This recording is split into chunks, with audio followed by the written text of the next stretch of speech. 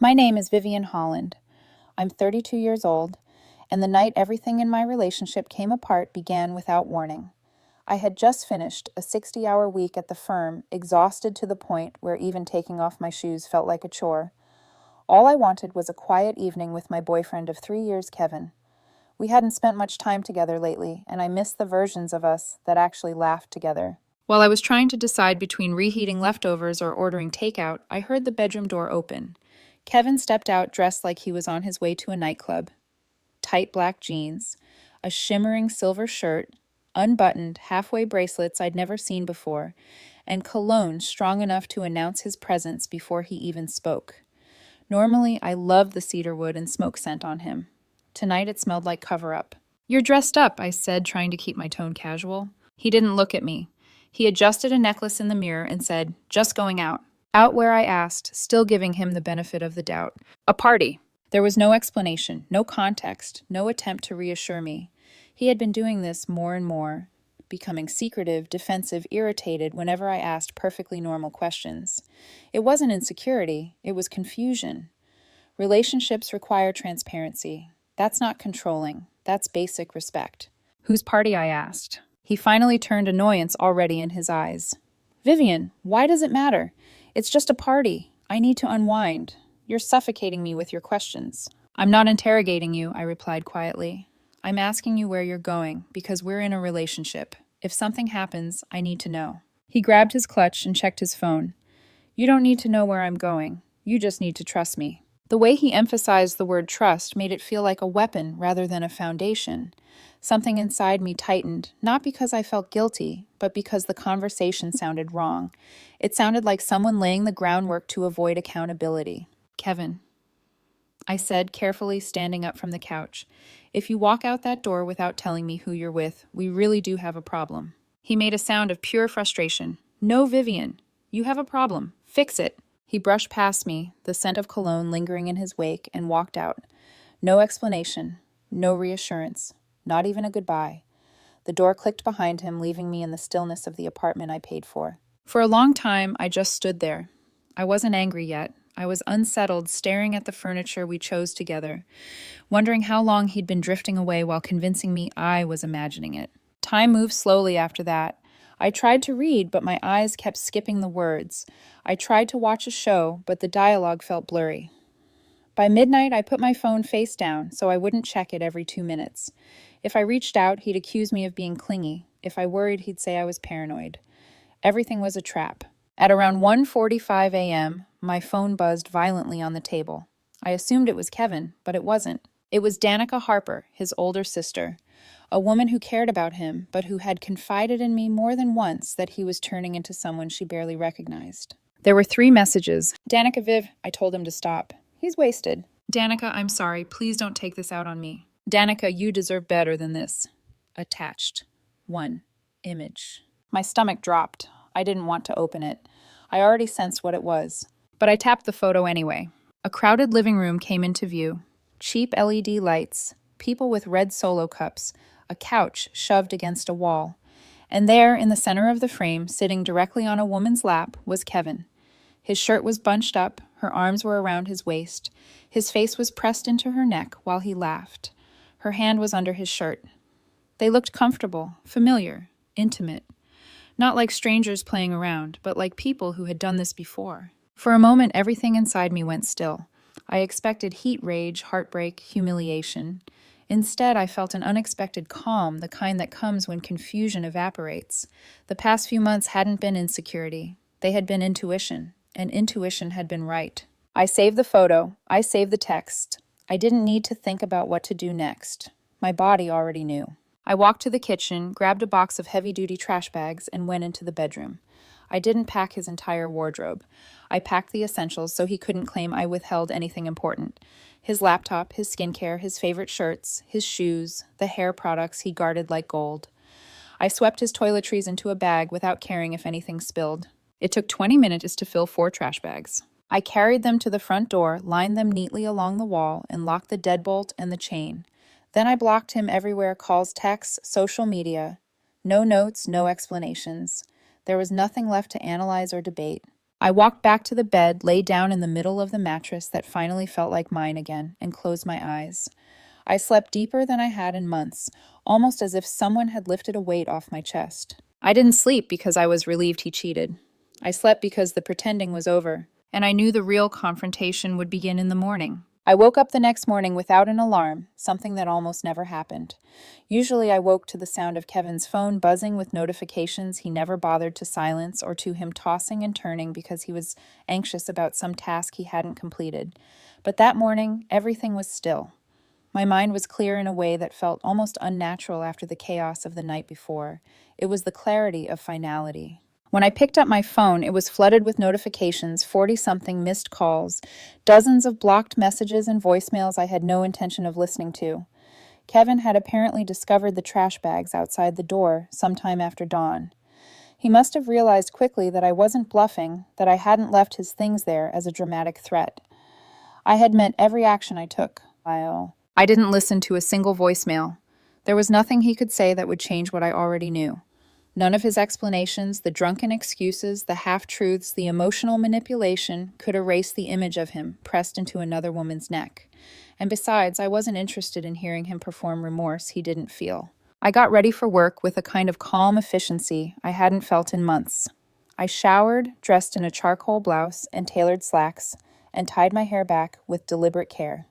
When I left the apartment, the trash bags were still there, untouched and silent, witnesses to everything that had gone wrong between us. I stepped over them, locked the door behind me, and walked to my car without looking back. The drive to my downtown office was strangely peaceful. No music, no podcasts, just the soft hum of the engine and the reassuring knowledge that whatever storm was coming, I was no longer emotionally tied to its center. I had spent too long absorbing the fallout of Kevin's choices. Now he could be responsible for his own consequences. By the time I entered the sleek marble lobby of my building, I felt composed. I greeted the receptionist. Linda grabbed a coffee from the lobby cafe and sat at my desk as if it were any other day. For more than an hour, I focused on work emails, budgets, schedules. I was productive, almost detached in a serene way. Then at around 10:20 a.m., my office phone rang. The line flashed with front desk. Vivian, Linda said, her voice low and hesitant. "I'm sorry to bother you." I already sensed the shift in her tone. Something was wrong. "What's going on?" I asked. "There's a man downstairs, Kevin. He says he needs to speak with you. He's causing a scene." The words landed like a weight, not on my chest, but on the day itself, disrupting its calm. "A scene how?" I asked. There was a small pause before she answered. "He's shouting, pacing, crying. He claims it's a medical emergency, but he doesn't appear injured. Security is here, but he's refusing to leave." Of course he was. Kevin had always expected to be heard, even when he wasn't making sense. "I'll come down," I said. "If he becomes aggressive, let Jeff handle it." Linda exhaled with relief. "Understood." I hung up, straightened the collar of my blouse, and walked to the elevator. I wasn't nervous or angry. I felt strangely resigned, prepared. The doors opened, and I stepped into the chrome box that would take me down to whatever spectacle Kevin had prepared. When the elevator doors slid open into the lobby, the room looked like a scene from a show where someone's personal disaster spills into a professional world that was never meant to witness it. Executives in $1,000 suits were whispering to one another, glancing over their shoulders with thinly veiled curiosity and judgment. And there, standing in the center of the polished marble floor, was Kevin. He looked nothing like the confident, sharp-edged man who had walked out of our apartment the night before. He was still wearing the same tight jeans and silver shirt, but in daylight, the outfit looked rumpled and cheap. The eyeliner he'd carefully applied before leaving had smeared down his cheeks. His hair was tangled, his necklace off-center, and his feet were bare. His shoes clutched loosely in one hand. He looked unsteady, frantic, almost unrecognizable. When he spotted me stepping out of the elevator, he stopped mid-rant and turned toward me with a look of desperate relief that might have once broken me. Now it only exhausted me. "Vivian," he shouted, "why did you lock me out? Why were my things outside? Why are you blocking me everywhere?" His voice ricocheted off the glass walls of the lobby. Conversations instantly halted around us. Jeff, the security guard, stood a few feet behind him, ready to intervene. "You're making a scene, Kevin," I said, keeping my voice calm and measured. "Lower your voice." "Don't tell me to lower my voice," he snapped, stepping closer. "You can't just throw me out like some stray animal." "My phone died last night, and I stayed at Jessica's. I told you I needed space, and you punished me for it. That's not what happened, I said. And you know it. He shook his head wildly, his frustration boiling. You're paranoid. You overreacted. I didn't let him finish. I unlocked my phone, opened the photo Danica had sent, and held the screen up between us. Is this Jessica? I asked. His face drained of color. For a moment, he didn't even breathe. The fury slipped out of him like air from a punctured tire. Vivian, it's not what it looks like, he stammered. It's exactly what it looks like. He reached for me, but I stepped back, keeping physical and emotional distance. You lied to me last night, I said. You lied before you left. You lied all month, and now you're lying again. The panic in his eyes intensified. I was drunk. She dared me. It was a stupid game. I didn't mean anything. Vivian, please, we can fix this. Just talk to me. Let's go home and talk. There is no home for us anymore, I said. He began crying, then loud, messy, uncontrollable tears that echoed through the lobby. People stared openly now, some with pity, some with curiosity, and some with judgment. Kevin reached out again, but I shook my head. You told me I didn't need to know where you were going, I said quietly. You were right. And now you don't need to know where I'm going either. I looked at Jeff. Please escort him out. He's not allowed in this building. Kevin's cry was sharp, almost feral, as Jeff stepped in and took hold of his arm. Vivian, you can't do this. I don't have anywhere to go. It's not my responsibility anymore. Jeff led him toward the door as Kevin kept shouting my name, but I didn't move. I didn't follow. I didn't soften. The glass doors opened, the city swallowed the noise, and then he was gone. I turned, walked back into the elevator, and pressed the button for my floor. The doors closed with a quiet finality that felt like the end of a chapter I should have closed long ago. The lobby incident should have left me shaken. A year ago, even 6 months ago, it would have. I would have replayed every second in my head, wondering if I'd been too harsh, too cold, too decisive. I would have worried about what people thought, whether I was being unreasonable, whether Kevin was right, and I really was suffocating or insecure. But something had shifted in me the moment I saw that photo. The uncertainty evaporated, and what remained was a kind of steady internal quiet I hadn't felt in years. After returning to my floor, I sat at my desk and opened my laptop as if nothing unusual had happened.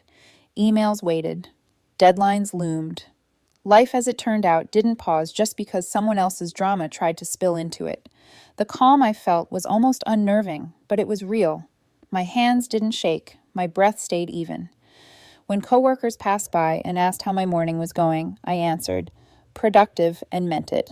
For the first time in a long while, I felt in control of my own life. That afternoon, I treated myself to a proper lunch, something I hadn't done in months. I walked outside, ordered a warm sandwich and coffee from a little cafe, and sat alone at a quiet table near the window. I watched people hurry past on the street, each of them living their own complicated, invisible stories. I wondered how many of them were going through breakups, betrayals, or disappointments disguised behind professional clothes and polite smiles. When I returned home that evening, the trash bags were gone. Someone, whether Kevin or his parents, had collected them. The absence of his belongings created a strange hollowness in the apartment, but not an uncomfortable one. It was like removing heavy furniture from a room and realizing the space feels lighter without it. Over the next few days, that weightlessness settled into my routines. The apartment stayed clean without any effort. I didn't have to remind someone to pay their half of the utilities or double-check the bank account to make sure impulsive purchases hadn't tanked our budget again. Dinners became peaceful instead of tense. I slept through the night without waking up to Kevin slipping in and out of bed after nights of partying he insisted were work-related. Financially, the difference was almost immediate. For years, I had quietly absorbed the inconsistencies in our shared expenses covering missing rent, replacing damaged items, paying late-night food deliveries he ordered during existential crises. Without those erratic withdrawals, my bank balance began to reflect something I hadn't felt in ages: stability. I treated myself to fresh linens, a cleaning service every 2 weeks, and groceries that didn't revolve around Kevin's unpredictable whims. Emotionally, I rediscovered parts of myself I had forgotten. I started going for morning walks before work, breathing in the quiet air and reminding myself that my day began on my terms. I could hear my own thoughts again. I wasn't walking on eggshells or deciding whether a question would set him off. I wasn't bracing for an argument disguised as a misunderstanding. The difference was stark, and it amazed me how quickly peace could return once chaos was no longer invited inside. Meanwhile, updates about Kevin arrived indirectly through the kind of grapevine that always seems to exist even when you try to ignore it. I didn't ask for information, but people who knew him and who respected me volunteered it. Danica texted me 2 days after the lobby incident. Danica wed 6:42 p.m. He's staying at mom and dad's. They're furious. I didn't show them the messages, just the photo. They said they're not getting involved between you two, but they took his keys anyway. I'm sorry for everything. I thanked her politely. She didn't deserve blame for her brother's behavior. Then, from mutual acquaintances, I heard the rest. The woman he'd been sitting on at the party had ditched him almost immediately. Her name was Alexis, a freelance makeup artist who apparently had a habit of collecting fun guys for fun nights. She wasn't looking for a relationship, especially not one with someone who arrived on her doorstep without a home or plan. When she realized Kevin's situation was messy, she blocked him within 48 hours. He shuffled between his parents' house and a friend's spare room for a while. His job hours were cut because he'd shown up late more times than they could tolerate. His reputation, previously polished and charming, suffered under the weight of stories circulating among his own friends. Some sided with him, some stayed neutral. But more than a few quietly admitted they always suspected he wasn't ready for the kind of commitment I offered. None of this gave me satisfaction. I wasn't interested in revenge or vindication. All I felt was distance, the kind that comes after you wake from a long, strange dream and return to reality with relief. The weeks turned into a month, and the month turned into 3. Life moved. I moved with it. My work performance improved so much that my supervisor pulled me into her office to ask what had changed. I told her the truth. I finally have peace at home. She smiled in a way that suggested she understood too well. My reflection in the mirror changed as well. The dark circles under my eyes faded. The tension in my shoulders disappeared. I started cooking again, something I had loved before Kevin and I spiraled into dysfunction. My laugh came back, not the short, cautious one I used to ration during arguments, but the full one I thought I'd lost. Through it all, Kevin's name rarely crossed my mind. The breakup hadn't shattered me the way I once feared it would. Instead, it cleared the ground for me to rebuild parts of my life that had been neglected. It also taught me something strange and unexpectedly liberating. Losing someone can sometimes feel like regaining yourself. Still, I knew that the story wasn't entirely finished. Life never lets endings be that simple, not with someone who once occupied so much space. And it turned out I was right. The universe had more complications in store, more encounters, more truths. I just didn't know that the next time I saw Kevin would be under soft lighting, surrounded by wedding decorations, in a place where closure wasn't supposed to be the main event. But that moment belonged to another chapter. By the time 6 months passed, Kevin had become a distant memory, someone who had once occupied the center of my life, but now felt like a character from a book I'd finished long ago. I didn't hate him. I didn't miss him. I didn't replay the breakup in my head. The difference between who I was with him and who I had become without him felt almost like stepping from a dim room into sunlight. Nothing dramatic had replaced him, no new partner, no whirlwind romance, not even a passionate fling. It was simply peace. And I wasn't ready to trade that peace for anything. When the wedding invitation arrived, I almost laughed at the timing. My friend Michael, someone I'd known since college, was marrying his long-term girlfriend. Kevin and I had both been invited back when people assumed we would be together forever. After everything that had happened, I debated not attending, but then I realized the hesitation wasn't mine. It was a reflex from an old version of myself who used to plan around Kevin's emotions. I went. The venue was a vineyard an hour outside the city. Rows of grapevines stretched across soft hills, catching the late afternoon light, and the reception tent shimmered with warm lanterns. I checked in, found my assigned new table, and blended naturally into conversations with people I hadn't seen in years. It felt good to be there, present, confident, centered. I wasn't scanning the room for Kevin. I wasn't anticipating drama. I was enjoying my drink, laughing with friends, listening to stories about engagements and promotions and new houses. If life had any sense of humor, it waited until I was completely at ease before pulling the rug out. I had stepped up to the bar to refresh my drink when someone tapped lightly on my shoulder. I turned, expecting to see a coworker or one of the bridesmaids. Instead, it was Kevin. For a moment, neither of us spoke. He looked different, but not in the flattering sense. His face was thinner, almost gaunt. He had dark circles under his eyes that concealer couldn't hide. His usually meticulous grooming was replaced by a strained attempt to look presentable. He wore a suit that didn't quite fit him anymore, as though his body had shrunk, but his wardrobe hadn't kept up. "Hi, Vivian," he said quietly, almost gently. "You look really amazing." "Thank you," I replied, equally polite but distant. "You look, well." It wasn't entirely true, but politeness was easier than cruelty. He shifted awkwardly. "I was hoping we could talk for a minute." "I'm actually waiting on a drink," I said, not moving away, but not inviting conversation. "It won't take long. He took a breath. "I feel like we never got closure." I held his gaze. "I got my closure, Kevin." He flinched at the straightforwardness. "I know. I deserve that. Everything that happened. It was a wake-up call. I've been doing a lot of reflecting. I've been staying with my parents, saving money, trying to get myself together. I've stopped drinking as much. I'm trying to be better." "That's good," I said. "Truly. I hope that continues." He nodded tightly, then his voice softened. "I miss you." I didn't react. "I miss my best friend," he continued, trying to catch my eyes. "I miss the life we had. Being here and seeing you, it just reminded me how good we were before things got complicated." It was strange hearing that. Once those words would have cracked me open, but now they sounded like a confession to someone I no longer recognized. "I'm glad you're working on yourself," I said, "but we weren't good at the end, Kevin, and pretending we were won't fix anything." "I know," he said quickly, "but maybe we could grab coffee. Just talk. I'm not asking for anything else. I just want to reconnect. You meant a lot to me." The bartender handed me my drink, and I listened to the soft clink as the ice shifted.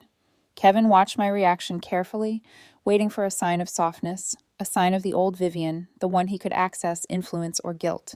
Instead, I said, "I'm not that person anymore." He swallowed. "Vivian, people change." "Yes," I replied, "they do. And that's the point. I changed. You didn't when it mattered." His jaw tightened. "I did learn something from losing you." I looked at him steadily. "You didn't learn because you wanted to grow. You learned because you lost something valuable. There's a difference." He tried again, almost pleading. "I just want a second chance to show you." "Kevin," I interrupted gently but firmly. "You traded a stable relationship for a night you barely remember.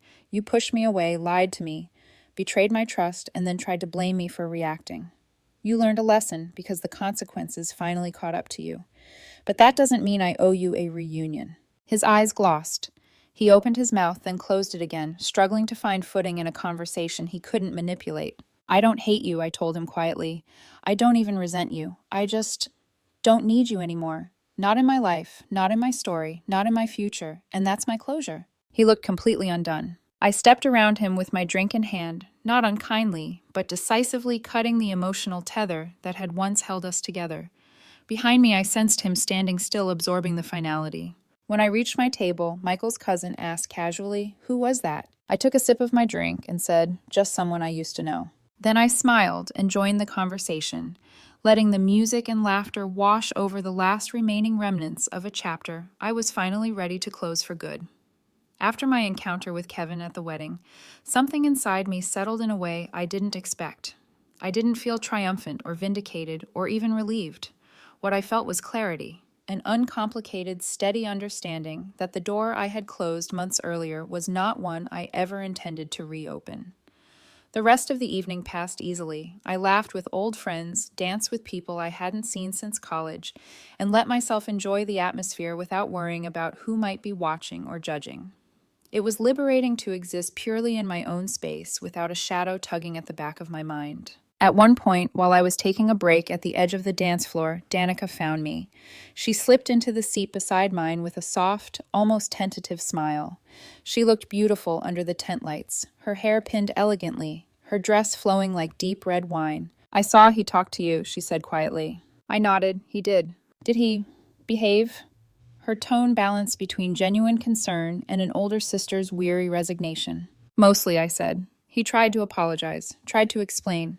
But I think he knows it's over." Danica exhaled slowly, relief washing across her features.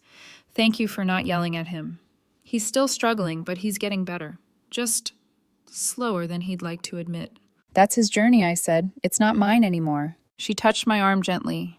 "You deserve so much better than what he gave you. I hope you know that." I did.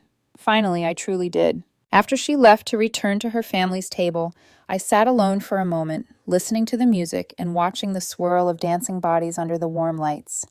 It struck me how different this night felt compared to anything I'd lived through with Kevin.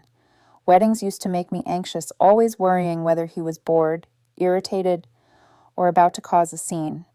I had become accustomed to monitoring his moods instead of enjoying my own experiences. Now there was nothing to manage, nothing to tiptoe around, just life unfolding gently in front of me. I took another sip of my drink and let myself drift through the last few years in my mind, the subtle ways I had shrunk myself, the compromises that had chipped away at my confidence, the sleepless nights and carefully worded questions I had rehearsed to avoid conflict, the sinking feeling whenever Kevin dismissed me with that exhausted, condescending tone, the escalating defensiveness, the lies, the gaslighting, the emotional acrobatics required just to feel like we were okay. Loving him had felt like carrying a weight uphill. Letting him go felt like putting it down and realizing I had been capable of standing tall all along. As the night wore on, I found myself laughing easily at jokes, sharing stories without censoring myself, dancing without self-consciousness. At one point, a coworker I wasn't particularly close to watched me move across the dance floor and said, half joking, "Vivian, I've never seen you look this relaxed." "It's been a good year," I replied. And it had been. A quiet, steady year of rediscovering my own voice, building routines that nourished me instead of draining me, reclaiming my finances, my time, my peace, reconnecting with friends I'd drifted from, filling my apartment with fresh flowers every week because I liked the way they made the mornings feel, cooking meals purely because they tasted good, sleeping deeply without dreading the sound of a key in the lock at 3 a.m. Kevin hadn't broken me. He had simply taught me what I wanted no part of anymore. When the wedding ended and people began saying their goodbyes, I stepped outside into the crisp night air. Lanterns glowed along the path and soft laughter floated through the vineyard. As I walked to my car, I caught sight of Kevin standing near the parking lot with a small cluster of acquaintances. He looked drained, like someone trying very hard to act like the evening hadn't affected him. Our eyes met for a brief moment. There was no bitterness, no longing, no anger, only a faint, weary resignation. I offered him a polite nod, nothing more. Then I got into my car and drove away from the vineyard, watching the lights fade in the rearview mirror. The road ahead was open and calm, illuminated by soft headlights and the quiet sense that I was exactly where I needed to be. When I reached home, the apartment was still tidy, peaceful. I changed into comfortable clothes, washed the makeup from my face, and stood in front of the bathroom mirror for a long moment. I didn't look triumphant. I didn't look heartbroken. I looked like myself, steadfast, self-assured, whole. It occurred to me then that closure wasn't something Kevin could give me. It wasn't something he could ask for, or negotiate, or extract. Closure was just the final understanding that the chapter had ended and I had already stepped into the next one long before he realized it. I curled up on my sofa with a warm blanket, letting the quiet settle around me like a soft exhale.